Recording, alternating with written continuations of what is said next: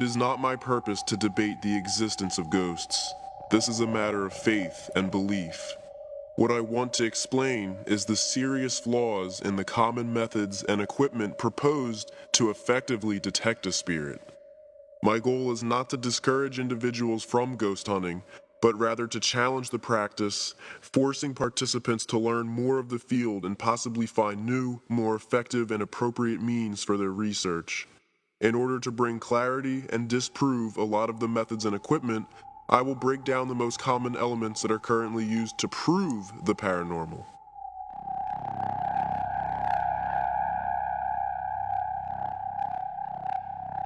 In many cases, witnesses to apparent paranormal experiences are simply unfamiliar with purely natural phenomena. Paranormal, by definition, is an experience that cannot be explained by scientific means.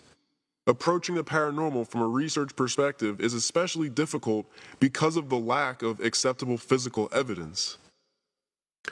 What a ghost hunter does is immerse themselves in research through a participant-observer approach. Though this participant-observer methodology has overlaps with other key aspects of the research, and the individual may distort the observed behavior.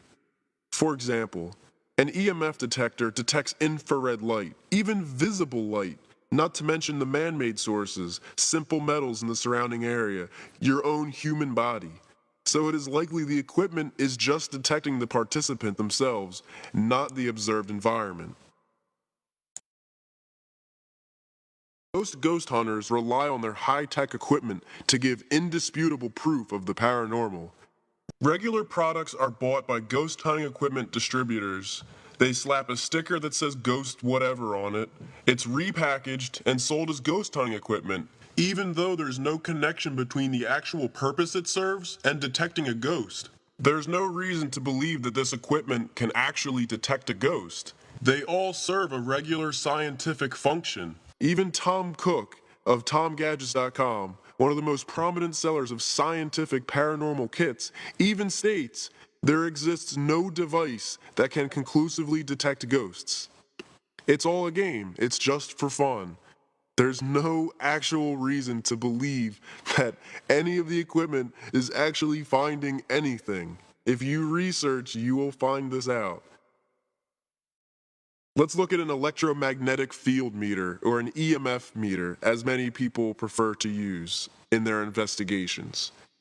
Let's start by thinking of, what does an EMF detector actually detect? And what are things around us that give off an electromagnetic field? First, the human body. The human body and the world around us are made up of energy.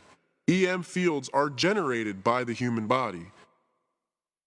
It's generated by our heart, our brain, our nervous system, some of our glands, even our skin. The fields are mostly observed around the head, ear ends, palms, feet, wherever the body has more nerve connection endings. Most ghost hunters don't take into account what actually causes a fluctuation with an EMF meter. People always seem to think that there needs to be an electrical source, that the power needs to be on for this to happen, and that's not true. The simple wires and cables in the walls are enough. These fluctuations are sudden. They can be surprising and are often in unexpected locations. There is always something that can serve as a conduit for an electromagnetic pulse. Magnetic fields are especially powerful and widespread and can be detected from quite a distance. It doesn't have to be in your immediate, viewable surroundings. EMF meters are also very sensitive to static electricity. Not to mention visible light, ultraviolet light, infrared light, radio signals, all forms of electromagnetic waves can all be measured by an EMF detector.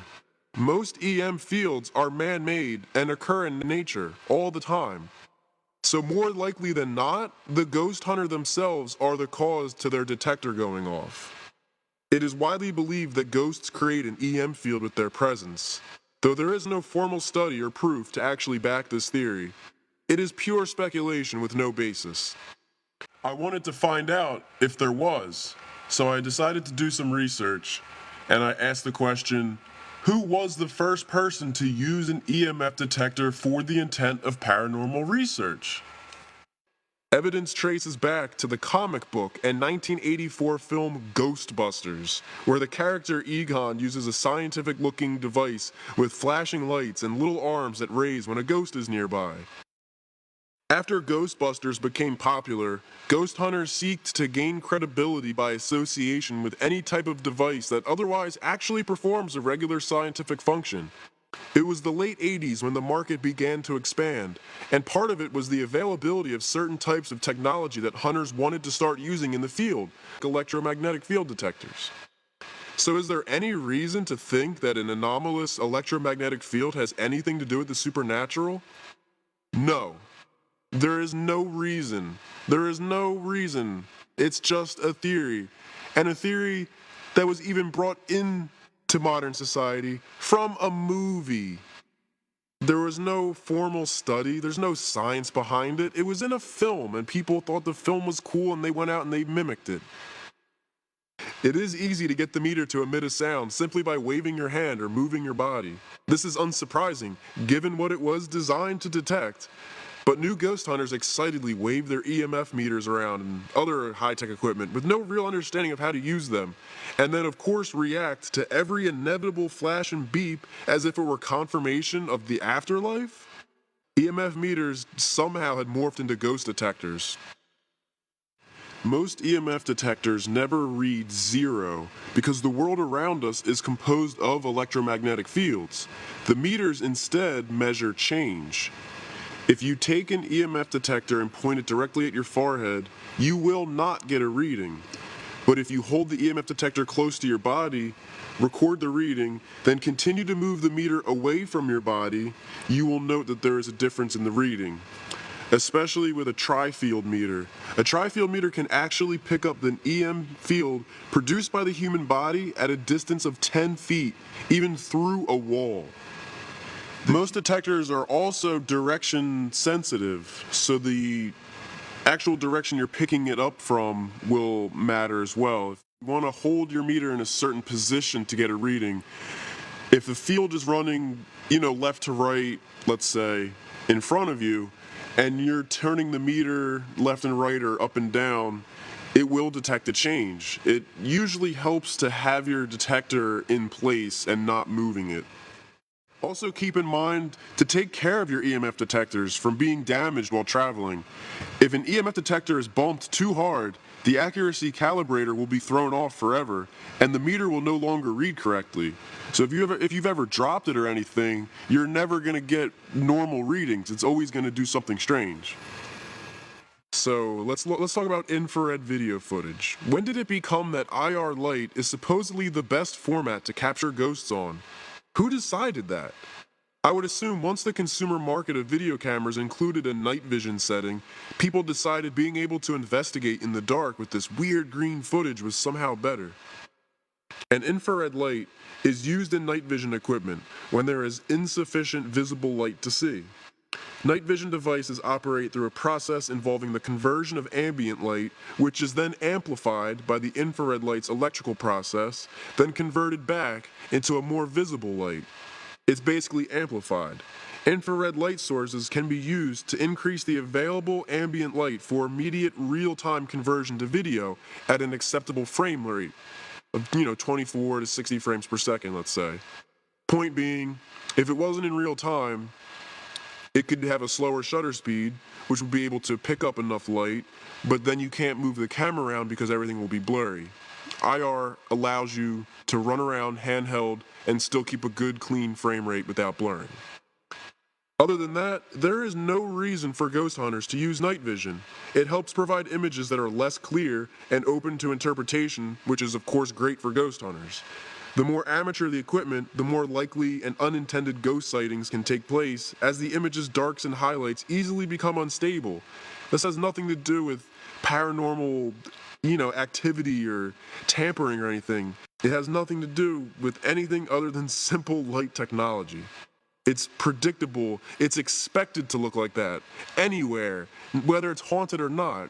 Use your ghost hunting equipment in some place that you don't think is haunted and see just how similar the effects are. Again, there's no actual connection between infrared light and ghost hunting, and there's no reason to believe that somehow infrared light will reveal spirits of another realm. It simply does not work like that. Why do ghost hunters always want to work at night anyway? Do ghosts only appear at night? Well, night is a little more mysterious, and it makes it more difficult to define and identify your surroundings. Houses of old wood are settling at night, expanding and contracting from day to night temperatures. An unknown rodent may scurry upstairs. An unfamiliar nocturnal creature will sound. It may scare you. Lights and sound, especially in more isolated dark areas, project more at night from a lack of other activity. There's fewer cars, fewer people, fewer lights. Darkness, by definition, severely limits the amount of light and therefore the amount of visual information available. Searching at night in the dark puts investigators at an immediate and obvious disadvantage in trying to identify and understand what's going on around them. It would make a lot more sense for them to bring floodlights and keep everything as stable as possible so there's no question of if there was a shadow or something. Everything around you is casting a shadow and you're moving lights around that are attached to your cameras. Of course shadows are going to move around. Of course you're not going to be able to keep track of everything. Although some reports say that they see ghosts as glowing figures, many people report ghosts as shadows or dark entities. There's no valid or logical reason for ghost investigators to work in the dark. The reason it's often done is for television shows. It's obvious, it produces more dramatic footage. So let's talk about audio from electronic voice phenomena. This seems to be ghost hunters' favorite, but it also proves nothing. The amateur will easily misdiagnose mysterious sounds as ghosts or spirits, but there is always a reasonable explanation. Investigators like to use voice recognition software to scan files and label sections of a large file that are several hours of audio that no one's going to sit there and listen to. So it finds these little bits and pieces that fall within the same range as the decibels and harmonics produced by a normal human voice. Voice recognition software will also recognize patterns and will mark them for review, so you can just listen to these little bits and pieces instead of hours and hours of audio. This could be quite handy. You get some short segments that the software has identified as a voice simply because of the decibel range at 1 meter is, let's say, 40 to 60 decibels. It will most likely pick up all of the actual talking on your audio, but also these normal little bits of noises that happen to fall within the same range. Investigators listen to the harmonics, the noises, they amplify it so it's louder and louder, and they repeatedly listen to it over and over and then just desperately want to make up syllables and words and believe that it's trying to tell them something. There are so many things that are ignored by even professional ghost hunters in this aspect. They may comment that there aren't any appliances or electrical elements running that could ever possibly cause a noise, and there's nobody else around. But they don't take into account the noise from the surrounding areas, even miles and miles away. The quieter an area, the further sound will carry. This is science. This is proven. Record audio anywhere, and you will hear noises in it. People normally only do this kind of crazy stuff when they think they're looking for ghosts, but I promise you, if you set up an EVP anywhere for long enough, you will hear somebody off in the distance saying something and it will sound like they're close. Just as an example, the Krakatoa volcanoes erupted and exploded in 1883, with reports of it being heard up to 3,000 miles away. The static noises and voice fluctuations recorded by ghost hunters and their EVPs only add to the nonsense of their investigations. They simply look at the area immediately around them and say, "Nope, there's no explanation. There's no one right here. It must be paranormal." There are many explanations, ranging from any type of unexpected voice in the distance, animals, a car door, planes, wind, construction, traffic, even a dog barking miles and miles away. It will still come up on your audio recording, I promise you. Especially when an audio recording is boosted to an extremely high level, it is even more likely that you'll be able to listen close and hear sounds far off in the distance. This is normal.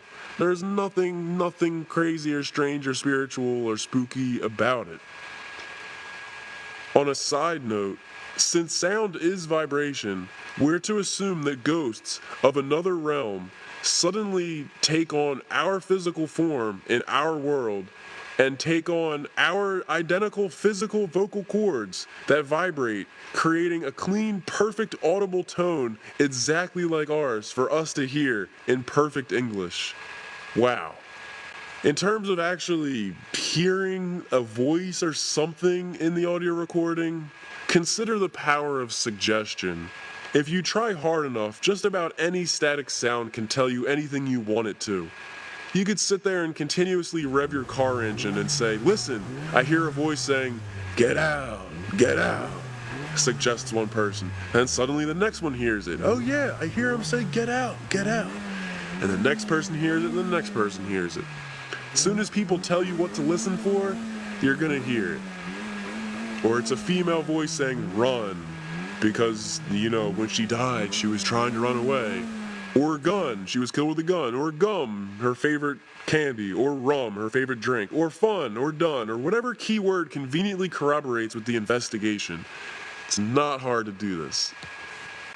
In many photographs, people believe that these out-of-focus glares, smudges of dust, insects, mist, sometimes even from a flash, people believe that these are ghostly spirits or energy bursts, things that they call orbs. I absolutely hate the term orbs. People really believe that out-of-focus dust or mist or an insect is something spiritual. It's crazy, but people really believe this stuff. That's the only reason why I'm even here talking to you now. This needs to be cleared up once and for all. Amateur photographers do not realize how much equipment and environment can impact the outcome of a photo. Scientific, logical minds will see dust particles and moisture, while those accepting of paranormal explanations will see long-lost relatives and guardian spirits. It's all about your belief. Moisture in the air is not always detectable by people. People think just because it wasn't raining at the time, that there's no reason why there was particles in the air. Things can reflect off of anything. It does not need to be raining. Fine mist, yes, raindrops, or even just high humidity in the air can cause these to show up in such a way. Even these water droplets reflect light even better than dust does. Not to mention that dust is everywhere, not just in an old house that hasn't been seen in a while. Dust is everywhere, indoors, outdoors, everywhere. It's very common for dust to show up out of focus in a photograph, especially when it's taken with a flash. Airborne particles show up amazingly well too in digital photographs. They show the reflection of sunlight, lamps, or the flash from the camera itself. Flashes from computers and other light sources, everything. Dust is the most popular type of particle to be flying around. It can also be from dirt or dust inside the camera or a smudge on the lens. Internal reflections in the lens structure, also known as lens flare, can happen. If you know anything about photography, you'll know what orbs are, and you'll know that they're not ghosts. It's just very simple exposure types of things. It's the depth of field. It's very, very simple. I cannot stress how silly it is to assume that this has anything to do with anything paranormal. A lot of people ask about shadows. Are ghosts shadows? Are shadows ghosts? No, they're definitely not. Shadows are shadows. From clouds, lights, wind moving things, glares, shimmers, reflections. There's numerous light sources that make up what we see, bouncing off different surfaces several times over, always casting shadows. There are shadows everywhere, refracting off every surface, every light source. It's impossible to even keep track of these half the time, but they all come from a real source. There's no reason to assume that a ghost is somehow coming into this world in the form of a shadow. At the same time, though, just for the reason why people think that it could be ghosts, sometimes it is difficult to determine which source or where exactly it is coming from. But a complicated natural process does not deem paranormal activity. Several shadows happen, especially with multiple people filming each with their own light source, who are all moving around separately in dark rooms and hallways. Shadows overlap and move and warp and bend. Of course something looks weird. So I guess we're gonna have to talk about cold spots just to clear this up. Let's just put it out there.